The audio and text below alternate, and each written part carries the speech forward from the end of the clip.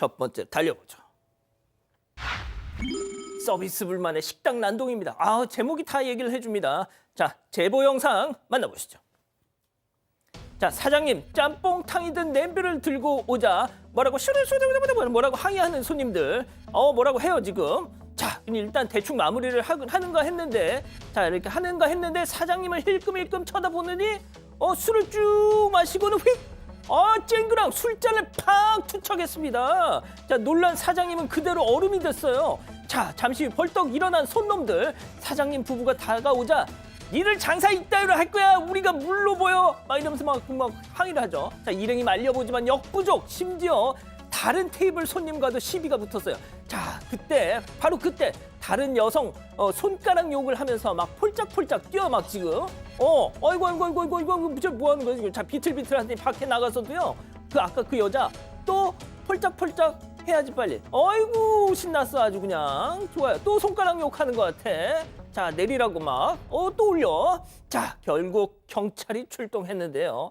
아니, 취했으면 조용히 짬뽕탕이나 드시고 가든지 왜 행패래요? 네, 지난달 18일 밤입니다. 저기가 서울 노량진 수상시장 인근에 있는 식당인데요. 한 20, 30대 젊은 남성 4명, 여성 2명 일행이 손님으로 왔습니다. 이 중에 여성 2명은 도착할 때부터 이미 꽤나 취한 상태였습니다. 그런데 이들이 술이랑 짬뽕탕을 시켰거든요. 그런데 여성 중에 한 명이 이 짬뽕탕을 좀 데워달라고 사장님에게 요청을 합니다. 그런데 탕을 다시 끓이면 좀 짜질 수가 있기 때문에 사장님이 가져가면서 살짝 맛없어질 수도 있습니다 라고 얘기를 했는데 뒤에서 그럼 물을 붓든가 새로 다시 해오면 될 거 아니야? 라고 반말이 날아옵니다. 그래도 일단 사장님 별말 없이 다시 끓여다 줬습니다. 그런데 아르바이트생을 붙잡고 막 횡설수설 항의를 하고 있었다는 거죠. 그래서 사과를 했는데 이번엔 일행 중에 남성이 더럽게 맛없게 하니까 안 먹지? 라면서 또 시비를 겁니다. 그래도 또 사과했습니다. 그런데 바닥에 컵을 던지고 욕을 하면서 인터넷에 올릴 거다. 또 매일같이 신고 넣어서 여기 장사 다 망하게 할 거다. 라면서 위협을 하더니요. 와중에 다른 테이블 손님들이랑 시비까지 붙었습니다. 그래서 경찰까지 와서 그야말로 난장판이었는데 제보한 사장님 입장에서는 엎친 데 덮친 격이었습니다. 시비 붙었던 그 손님들은요. 와중에 계산 안 하고 먹튀까지 했다고 합니다. 이런. 오 교수님, 진짜 대한민국에서 식당 하려면요. 보살이 될 것 같습니다. 네, 자기들이 이제 술이 취해서 시비를 걸고 그리고 이제 뭐 문제가 생기니까 인터넷에 올리겠다 또는 뭐 장사를 갖다가 망하게 하겠다 뭐 이런 식으로 얘기를 하는 것을 보게 되면 상대의 약점을 잡아서 위협을 하고 또 이제 갑질을 하는 그런 것인데요. 이 전형적인 강약 약강입니다. 강한 자에겐 약하고 약한 자에게 강한 거. 그래서 곳곳에서 저런 일들이 벌어지고 거기에다가 이제 또 틈을 타서 먹튀까지 했다라고 하는데 요즘에 이제 우리가 촉법 소년들 뭐 얘기 많이 하잖아요. 근데 이제 사실 어른들이 저렇게 하는데 그 애들이 뭘 보고 배우겠느냐는 얘기죠. 그래서 장사하시는 분들에게 저런 그 갑질을 하는 사람들 명심하십시오. 역지사지 모르시나요? 그러니까요. 좋습니다. 자, 다음 이어가죠. 대놓고 진상 손님? 자, 세탁물을 맡겼다가요 황당한 쪽지를 받으셨다는 사반 가족의 제보입니다. 만나보시죠. 자, 세탁 맡긴 겨울옷이 딱 돌아왔는데요. 잘 보세요. 저 붙은 택 휘날린 글씨로 오른쪽에 진상고객 진상고객이라고 써 있습니다. 이게 뭔가요? 진상고객이라고 없이요. 자, 양 변호사님, 제보자를 혹시 진상 손님으로 구분했던 거 아닐까요? 그래 보입니다. 일단 저 옷이 어떻게 된 거냐면 제보자가 한 달 정도 전에 겨울옷을 요즘 이제 옷을 수거해서 세탁해서 다시 돌려주는 배송까지 해주는 그런 업체가 있으니까 거기에 옷을 맡겼답니다. 근데 옷을 바꿔보니까 이 염료 번짐 현상이 있었던 거예요. 그래서 다시 문의를 해서 다시 옷을 수선을 해달라 그랬는데 다시 가져온 것도 마찬가지였답니다. 근데 상법원 쪽이 요구를 하니까 그쪽에서 이제 먼저 한국 소비자원을 통해 봐라라고 했는데 뭐 제대로 진행이 안 되고 우여곡절 끝에 뭐 결제도 문제도 있고 해서 한 3번 정도 전화도 하고 그랬대요. 그리고 마침내 옷을 딱 받았는데 진상 고객이라고 적혀 있었던 겁니다. 너무 좀 상처를 받으셨을 거 아니에요. 그래서 업체 측에 연락했더니 처음에는 그게 진상이 아니라 관심 고객이다. 관심이요? 네, 저게 어떻게 또 관심으로 읽힙니까? 관심? 하여튼 그러다가 나중에는 그 어린 직원이 그 일방적으로 적은 거다라고 하면서 개인 잘못으로 돌렸다는 건데 이미 상처를 너무 많이 받으셨고요. 그리고 일방적으로 개인 직원이 잘못했어도 그 업체가 직원의 잘못을 책임지는 게 업체잖아요. 그러니까요. 예, 이런 일 없기를 바란다면서 보내주셨습니다. 아유 정말. 자 다음 이어가죠. 오토바이 보자마자 벌러덩입니다. 자 느낌 오시죠? 자 영상 만나보시죠. 자 오토바이가 골목길을 슝슝 바로 그때 한 남자가 끼어들더니 애구머니나 오토바이에 그냥 발기질을 합니다. 이런 개나리 십장생을 만나 막 육두문자까지 왈왈 막 쏟아내는데요. 자 그러더니 냅다 바닥에 그냥 벌러덩 눕습니다. 자, 아이 너 경찰 불러야 되겠다. 말이 끝남과 동시에 기립 기립을 합니다. 야 그러더니 그냥 가세요 하면서 막 길을 내어주죠. 자 박 변호사님 네. 딱 봐도 자해 공갈단의 냄새가 스멜. 그럼에도 좀 엉성하고 어설픕니다. 지난 4월 27일 밤에 서울 도봉구 골목에서 있었던 일인데요. 오토바이 운전자가 저 멀리서 운전을 하고 있는데 저 멀리서 술 취한 남성이 욕을 하면서 와서 부딪히는 모습인데 오토바이 바람막이 부분이 파손이 됐다고 합니다. 그 이후에 하는 말이 좀 과간입니다. 예. 돈을 요구하면서 블랙박스 어디 있어? 라고 얘기를 하면서 다 찍혔어. 라고 행성수설했다 그러고 결국 경찰이 도착하기 전에 욕설을 했는데 옆에 지인이 있어서 결국 붙잡고 경찰에게 인도를 했다고 합니다. 아유 쌤통입니다. 좋습니다. 다음 이어가죠. 이게 바로 민폐입니다. 자 곳곳에서 목격된 민폐 빌런들의 모습 먼저 사방 가족께서 제보해 주신 사진 만나보시죠. 이곳은 배객실 내부입니다. 좌석 위에 검은 족이 저렇게 두둥 올라와 있죠. 앞에 승객이 있어도 저 지경입니다. 자 심지어 돌아갈 땐 말이죠. 뽀얀 맨발을 자랑하듯 앞좌석에 또 턱 올려놨습니다. 저 냄새. 자 이번에는 비행기로 가보죠.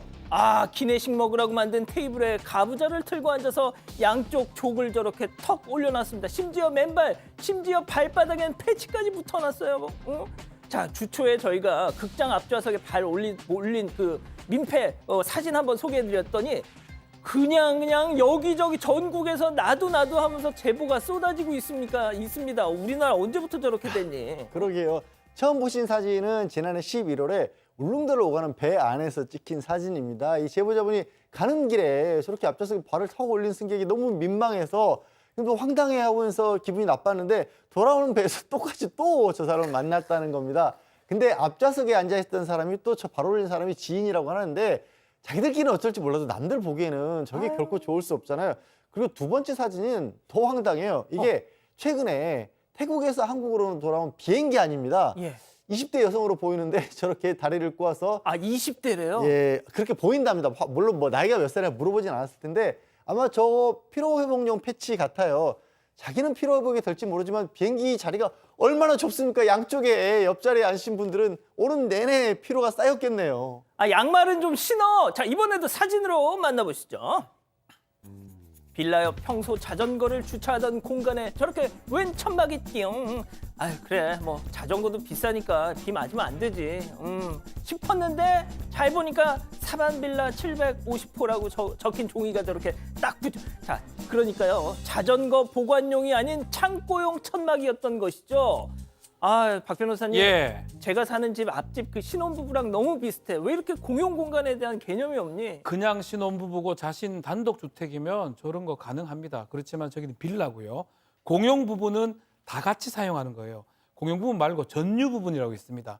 자신만 쓸 수 있는 그 공간이라면 가능한데 공용부분에 지금 천막을 설치해놓고 자신이 지금 사용한다는 부분이거든요. 법적으로는 저거 철거가 가능합니다. 가능한데 이제 그걸 또 한다면 비용이 들기 때문에 본인이 좀 알아서 아니면 누가 좀 설명해 줘야 될 것 같아요. 당신 땅 아니라고. 빌라의 모든 사람이 이 소유권을 가지고 있는 부분이기 때문에 혼자서 사용하면 절대 안 됩니다. 그렇군요. 알겠습니다. 자 마지막 사연으로 가보죠. 동서가 변했어요입니다. 자 집단 지성의 판단을 받아보고 싶으시답니다. 네, 동서 때문에 서운하다는 결혼 25년 차 주부의 사연입니다. 남편이 6남매 중에 장남입니다. 이 사연자는요, 특히나 2명 있는 동서들이랑 굉장히 각별했다고 합니다. 시부모님 돌아가시고서는 사연자네가 이제 제사를 받아서 명절마다 지내고 있었는데 사연자네에서 음식부터 뒷정리까지 다 도맡아 하다 보니까 이제 이 2명의 동서들은 매 제사마다 10만 원씩을 보내왔다고 합니다. 그런데 지난 설에 문제가 터졌습니다. 제사 잘 지내고요. 사연자가 여느 때처럼 10만 원씩 보내라 문자를 했는데 동서 중에 한 명이 우리 아들이 10만 원어치 육전거리 사오지 않았냐. 그러니까 5만 원만 좀 깎아주시라. 이런 얘기를 한 겁니다. 그동안 사연자가 시조카드를 얼마나 잘 챙겼는데 그걸 칼같이 계산해서 깎아달라는 게 너무 서운했고 이런 걸 토로하니까 동서가 울면서 사과를 했습니다. 그 뒤에 좀 서먹해졌는지 한동안 연락을 안 했는데 최근에 알게 된 게요. 그 동서네가 다 같이 필리핀 해외여행을 갔다는 겁니다. 제사 비용은 깎아달라고 하더니 여행은 가는 게 어이없고 또 한편으론 화까지 났다고 이런 제가 유난인 거냐면서 사연 보내왔습니다. 그렇군요. 자, 기다리고 기다리셨던 부처 핸즈업 타임 유튜브 JTBC 뉴스 채널과 사건 반장 독립 채널에서 6천여 분의 가족 여러분들 함께하고 계신데요. 채팅창에 OX로 함께 참여해 보시죠. 먼저 사연자 형님입니다. 어머 동서 사람 그렇게 안 봤는데 진짜 얼척없다. 제사 준비에 가족당 10만 원 이거 완전 거저인 거 잘 알잖아. 물가 상승률 감안하면 20만 원 정도는 받아야 하는 거 우리 지열 아빠가 직간에 또 장남이랍시고 하도 눈치 줘가지고 참고 있는데 뭐 그걸 또 5만 원을 후려칠 생각을 하더니 괌으로 가족여행? 야 진짜 시부모님이 지하에서 통곡하신다 진짜. 왜 그러고 사니 동그라미. 아니 이러면 안 되는데. 사연자. 예, 알았어요. 자, 다음 동서. 어머머머, 형님도 진짜 만만찮아요. 제가 그때 죄송하다고 사과했잖아요. 보기랑 똑같게 형님 완전 뒤끝 있다. 아니, 그건 작년이고, 우리 가족 감 갔다 온 거는 한 달 전인데, 그게 왜 그거랑 연결이 돼요? 그리고 막말로, 제사하면 저희는 밥만 먹고 가지만, 남은 음식, 과일 형님네가 다 드시잖아. 그런 거 생각하면 5만 원이면 떡을 친다, 진짜 아주. 욕심은 하여간 X. 이거 제보자님께 좀 죄송한데, 자, 박 변호사님. 제보자님 뭐 잘못했다는 게 아니고 균형이라든지 비례의 원칙을 좀 얘기를 하고 싶어요. 진짜. 5만 원 정도가 지금 좀 비었거든요. 필리핀 간 거하고 5만 원하고 그걸 같이 볼 수 있을지 시기도 좀 문제가 되고요. 그래서 아마 5만 원 그 육전거리 얘기했을 때 뭔가 또 다른 이유도 있다고 생각이 듭니다. 그게 필리핀 여행하고 연결시키긴 좀 그렇기 때문에 뭐 우리 제보자님 충분히 이해는 하지만 그 마음은 요거 같이 연결시키는 건 조금 좀 더 나아갔다 이 생각이 듭니다. 자, 교수님. 원래 이제 그 말씀하시는 것이 이렇게 각별한 동서관계가 없다라고 이제 말씀을 하셨어요. 그 참 좋게 들립니다. 근데 이제 그 5만 원을 깎아달라고 했었던 것은 제가 봤을 때는 조금 이제 그 아랫동서 분이 좀 생각이 짧았던 것 같은데 그것으로 이제 논란이 되니까 제가 이제 들은 얘기로는 울면서 사과를 했다는 거죠. 사실 이게 울면서 사과를 하지 않고 거기서 뭐 이렇게 싸움이 될 수도 있는데 울면서 사과했다라고 하는 것은 또 원래 상태로 돌아갔다는 겁니다.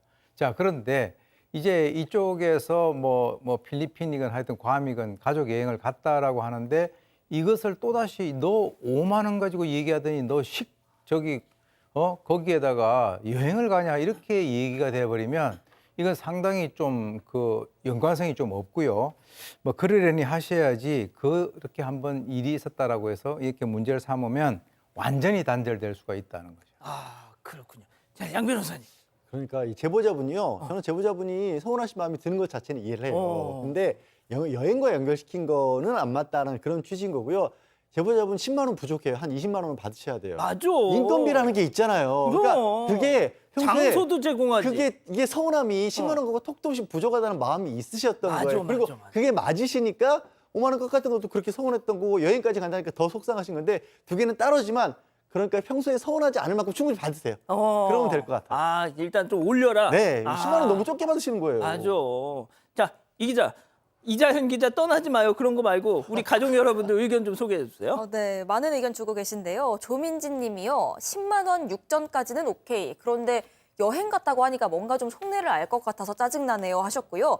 리제이슨 님, 입장 바꿔서 돈 줄 테니까 제사 지내라면 지낼 거 아니면 저라면 안 되는 거죠 하셨습니다. 님 역시도 뭐 시장에서 애누리 하나요? 그건 아니죠 하셨는데 김성재 님은 제사는 제사고 여행은 여행이죠. 그럼 5만 원 깎았으면 밥도 먹으면 안 되나요? 이런 의견도 주셨습니다. 그렇군요.